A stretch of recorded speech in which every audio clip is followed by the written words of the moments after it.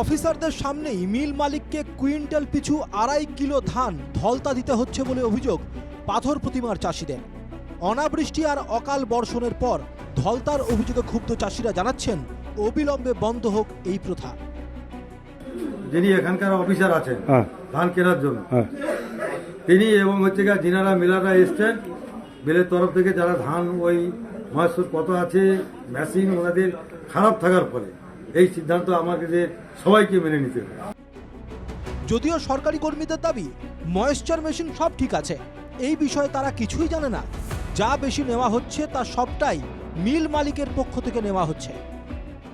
তিনটে খারাপ মেশিন ওখানে রয়েছে, মেশিন ভালো মেশিন নিয়ে আসে, একদমই ভালো। কিন্তু যারা ধান বিক্রি চাষিদের মধ্যে থেকে আমি বলেছিলাম তোমাদের মধ্যে থেকে দু একজন প্রতিনিধি যেরকম কেউ আসুক, যে মিলারের সঙ্গে বসে ব্যাপারটা একটা মিউচুয়াল করে নেবে।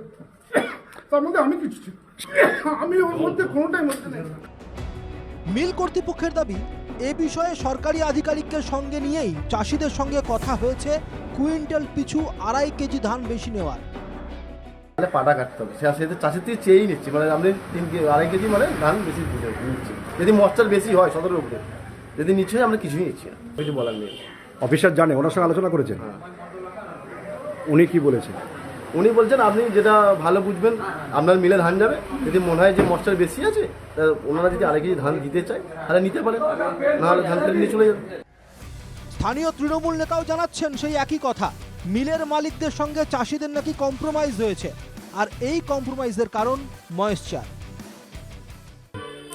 সরকারি পার্সেন্টেজ অ্যালাউ করা আছে 17-এর ঊর্ধ্বে গেলে ময়েশ্চার কাটবে।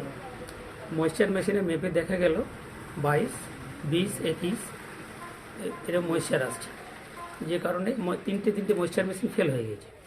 যে কারণে মিলারদের সাথে আমরা কৃষকরা বসে অনলি আজকের দিনের জন্য যারা এখানে উপস্থিত আছি তারা একটা কম্প্রোমাইজ করেছি যে 2.5 কিলো করে পার কুইন্টালে ছুট দিয়ে আমরা আজকের দিনের জন্য ধানটা দেবো।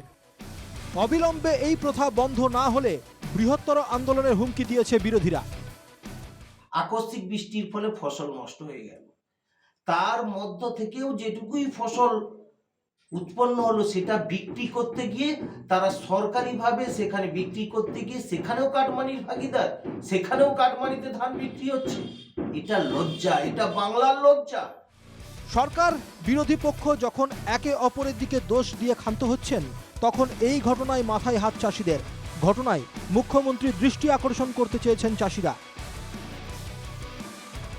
দক্ষিণ 24 পরগনা থেকে অরিজিৎ মণ্ডলের রিপোর্ট, NKTV বাংলা।